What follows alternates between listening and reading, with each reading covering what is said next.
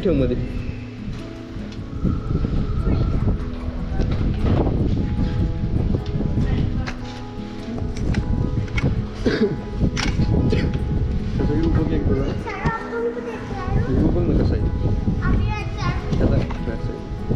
Back साईडने हे बघ ना, दिसतं का पूर्ण? दिसतंय पूर्ण दिसतंय.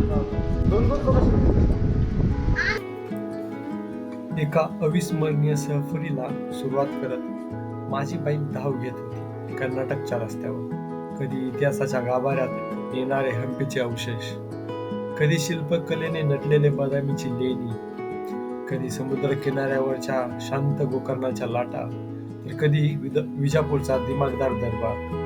हा प्रवास फक्त रस्त्याचा नव्हता, तो होता अनुभवांचा, रोमांचाचा, सौंदर्याचा आणि आठवणीचा सुद्धा. चला तर मग माझ्यासोबत निघूया बाईक ट्रिपच्या एका अविस्मरणीय प्रवासाला आणि बघूया आपल्या प्रवासातील अविस्मरणीय क्षणांचं दर्शन.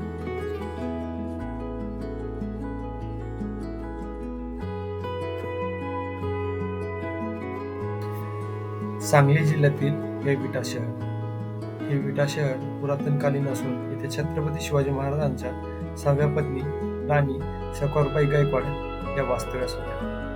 सन 1656 मध्ये त्यांचा विवाह छत्रपती शिवाजी महाराजांशी झाला आणि त्यांना कमलाबाई नावाचे एक कन्यारत्न प्राप्त सुद्धा झाले. महाराजांच्या मृत्यूनंतर राणी सती जाण्याचा प्रयत्न केला, पण अपत्य असल्यामुळे त्यांना थांबवले गेले. विटा शहराच्या मध्यभागी राणींचा एक भव्य वाडा होता. त्याला 4 तटबंद बुरुज होते. कालांतराने हे बुरुज पडले आणि त्यातीलच एका बुरुजाच्या जागी 1983 साली छत्रपती शिवाजी महाराजांचा अश्वरूढ पुतळा उभारण्यात आला. दुसऱ्या बाजूच्या जागी 2016 साली लोकशाहीर अण्णाभाऊ साठे यांचे स्मारक बांधण्यात आले. आज हे बाकीचे वाडा जरी अस्तित्वात नसला, पण त्या काळची साक्ष देणारी भव्य विहीर अजूनही विटा शहराच्या इतिहासाची कहाणी सांगते. असा या विटा शहराला लाभलेला इतिहास.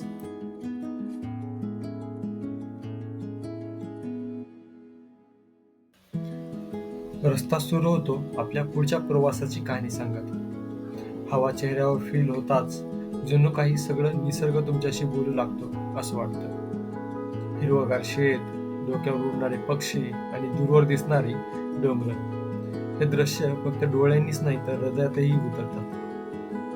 वळणदार रस्ता, अचानक आलेले चढ उतार, प्रत्येक टर्न म्हणजे एक छोटा रोमांचकच नाही का? प्रत्येक रस्त्याच्या कडेला इतिहास आणि लोककथा दडलेली असते.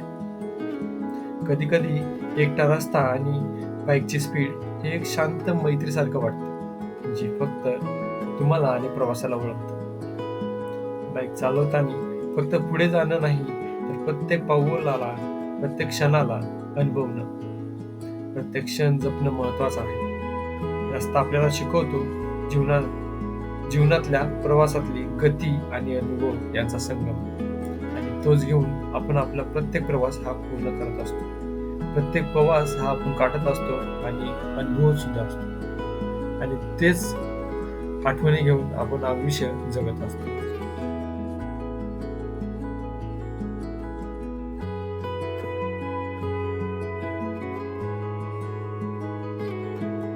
नमस्कार मंडळी, आत्ता आपण आलेलो आहोत महाराष्ट्र आणि कर्नाटकच्या बाउंड्रीवर.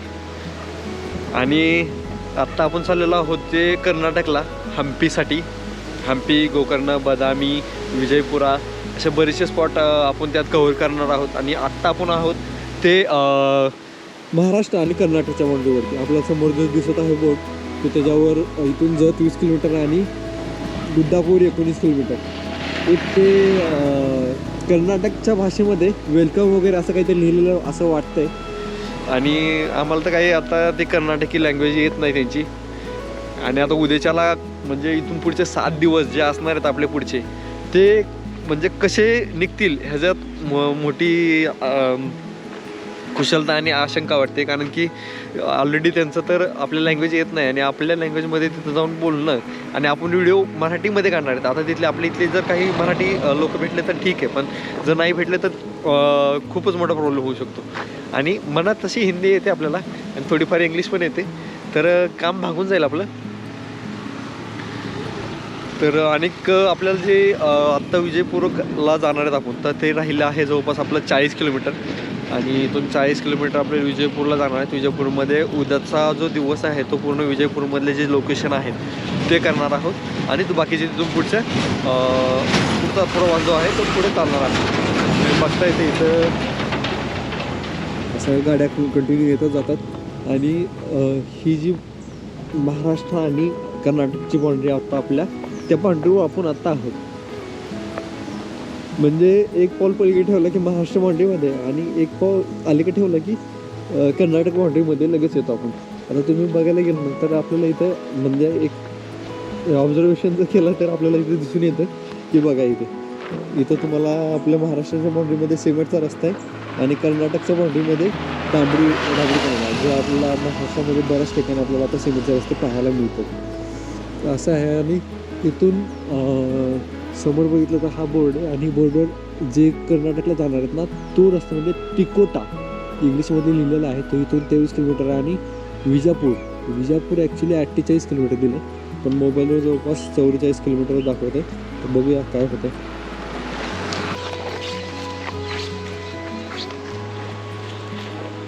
आपल्या गाडीचं पॅकिंग जर बघितलं तर इथे एक गोप्रो लावलेला आहे. हे नवीनच मी केलेलं आहे की माझ्याकडे हे ऑलरेडी होता सेटअप, पण मला माहीत नव्हतं की ॲक्च्युली हा कसा करतात, तर मला आज कळालं तर मी हा केला आहे. परत हेल्मेटला हा एक गोप्रो आहे, हेल्मेट आहे. परत इथं मोबाईलसाठी आहे. परत इथं टँक बॅग लावली आहे, टँक बॅग छोटी आहे. आणि ते बॅक साईडला बघितलं तर आपल्याला इथे वरच्या साईडला एक बॅग आहे, मध्ये एक बॅग आहे. हा आपल्याला म्हणजे हाताळण्यासाठी एक पुट्टा आहे. आणि हा आपला टेंट आहे. आणि ह्याच्यामध्ये आपलं जे सगळं सामान आहे ना ते आपण इथंच ठेवलेलं आहे. आणि आपलं आत्तापर्यंत जर किलोमीटर बघायचं झालं तर मी आत्ताने 0 केलं होतं. तर बघा इथे जवळपास एक 300 किलोमीटर झालेलं आहे, 295 किलोमीटर. अजून 40 किलोमीटर, 1-1.5 तास लागेल इथून जायला.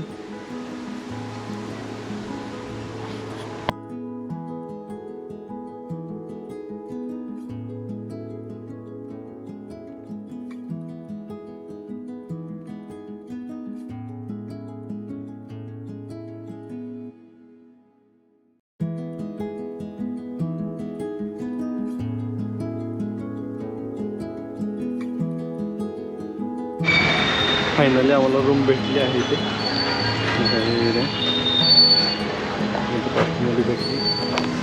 बघूया कुठे काय काय भेटतं इथे. गाडी इथेच लावली ॲक्च्युली.